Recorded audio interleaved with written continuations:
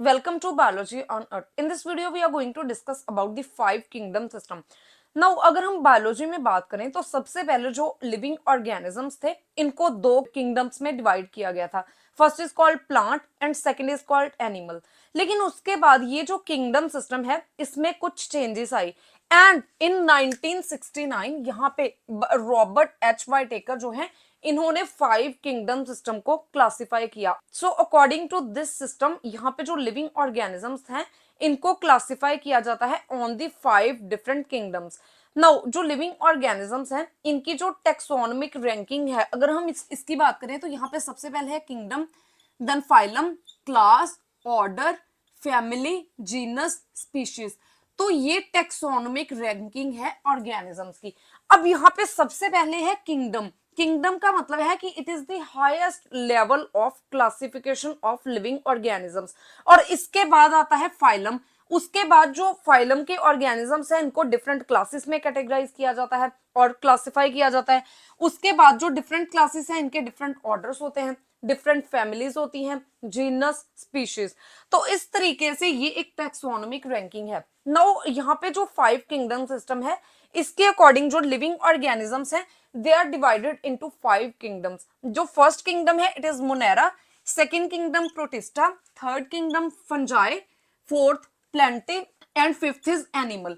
Now जो five kingdom system है इसमें यहाँ पे दो क्राइटेरियाज को फॉलो किया गया है और इनको यूज करके ऑर्गेनिजम्स को जो है इनकी ग्रुपिंग की गई है या फिर क्लासिफिकेशन की गई है. फर्स्ट क्या है? First is the level of organisation of organisms. अगर हम लिविंग ऑर्गेनिजम्स की बात करें तो जो सेल है सेल में लाइफ एग्जिस्ट करती है. तो जो लिविंग ऑर्गेनिजम्स हैं इनमें दो तरह के सेल्स होते हैं. चाहे तो यहाँ पे प्रोकैरियोटिक ऑर्गेनिजम्स होते हैं. तो जो प्रोकैरियोटिक ऑर्गेनिजम्स हैं ये प्रिमिटिव सेल इसमें होता है. यहाँ पे क्या है, एक सेल है, इसमें कोई भी न्यूक्लियस प्रेजेंट नहीं है. यहाँ पे एक इसका जेनेटिक मटेरियल जो है ये न्यूक्लियर रीजन में प्रेजेंट है और ये जो है इसमें कोई भी जो है सेल जो मेम्ब्रेन बाउंडेड ऑर्गेनेलिज है या फिर यूनिट मेम्ब्रेन बाउंडेड ऑर्गेनेलिज ये सब एब्सेंट होती हैं. इसमें यहाँ पे राइबोसोम्स प्रेजेंट होते हैं और कोई भी जो सेल ऑर्गेनेली है मेम्ब्रेन बाउंडेड सेल ऑर्गेनेली ये प्रेजेंट नहीं होती. सेकंड जो है क्लासिफिकेशन ये है यूकैरियोट्स.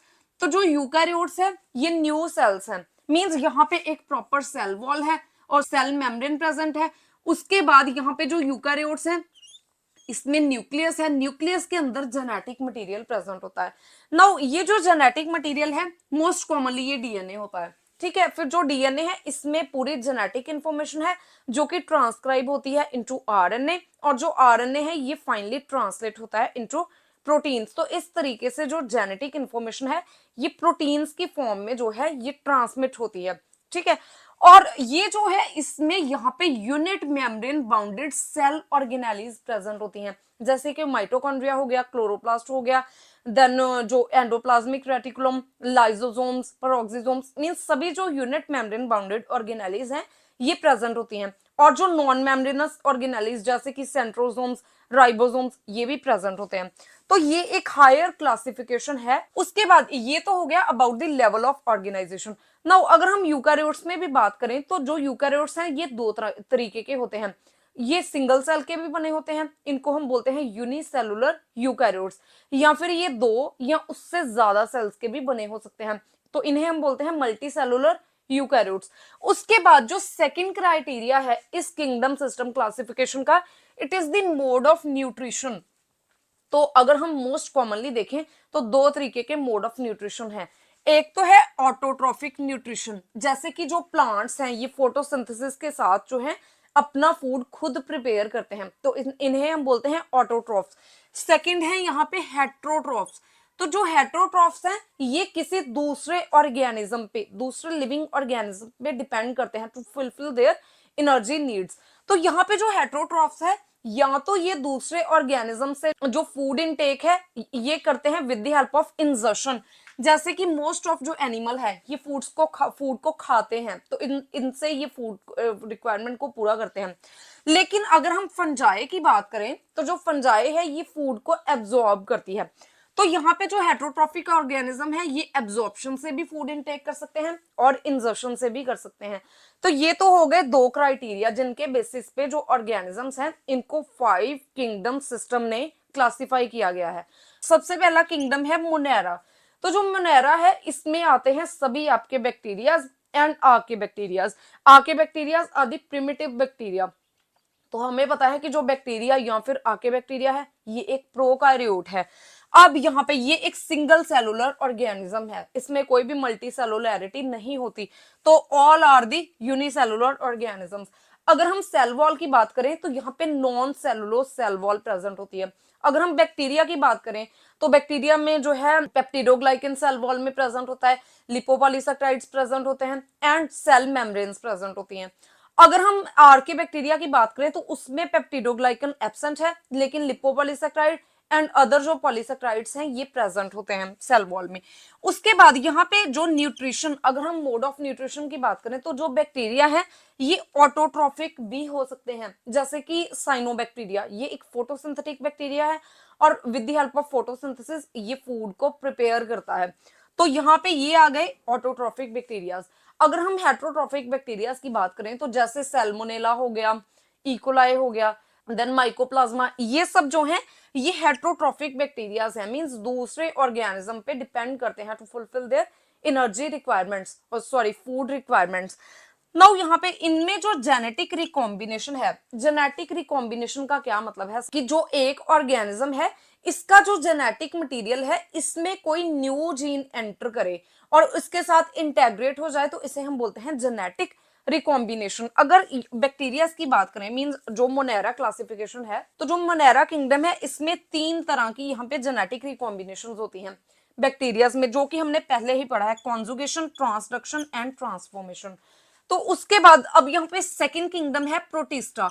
तो जो प्रोटिस्टा है दे आर द यूकैरियोट्स और मोस्ट ऑफ जो प्रोटिस्टा है ये यहाँ पे यूनिसेलुलर होते हैं।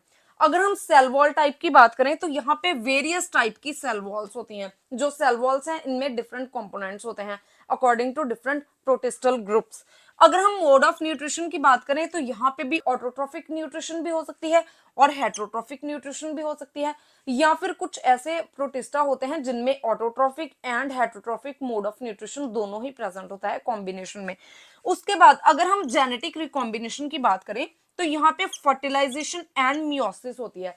मींस ये जो ऑर्गेनिजम्स हैं इनमें फर्टिलाइजेशन एंड मियोसिस होती है। मियोसिस में क्या है कि यहाँ पे जो male gamete and female gametes ये दोनों फ्यूज होते हैं। तो जो हाफ ऑफ क्रोमोसोम है ये मेल गैमीट से आएंगे और जो हाफ ऑफ क्रोमोसोम है ये फीमेल गैमीट से आएंगे। तो जब इनकी फ्यूजन होती है तो यहाँ पे जेनेटिक रिकॉम्बिनेशन होती है, मींस जो क्रोमोसोम्स हैं इनके बीच में रिकॉम्बिनेशन होती है। तो इस तरीके से इनमें जो है जेनेटिक रिकॉम्बिनेशन होती है।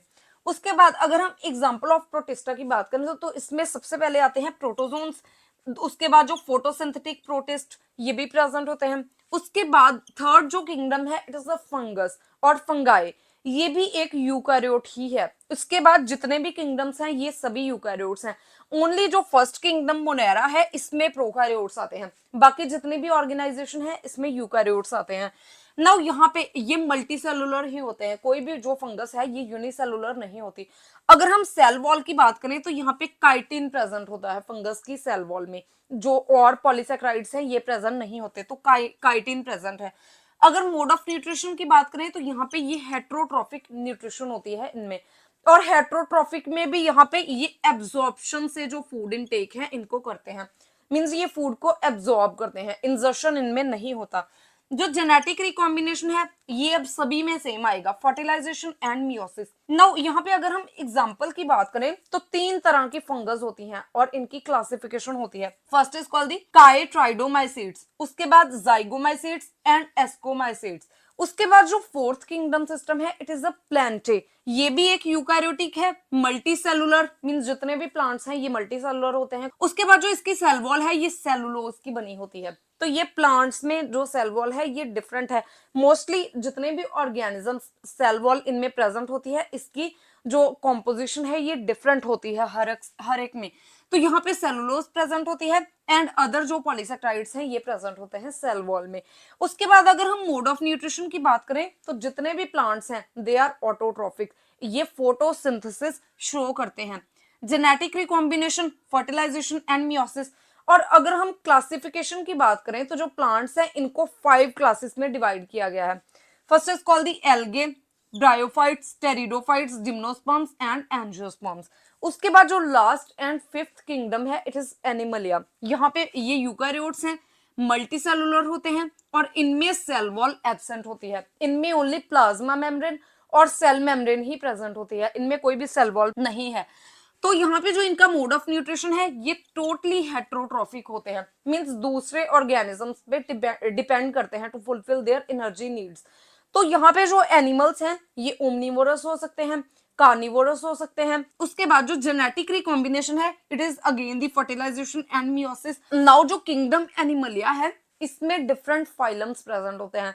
First phylum is called Porifera, उसके बाद Ctenophora, Cnidaria, Platyhelminthes, then nematodes, then annelids, Mollusca, Arthropoda, echinoderms and Chordata. तो ये सभी जो है फाइलम है किंगडम एनिमलिया के। So this is all about the 5 kingdom system. If you have any type of query regarding this topic, please ask me in comment section. And if you find the content useful, please like and share the video and subscribe my channel Biology on Earth.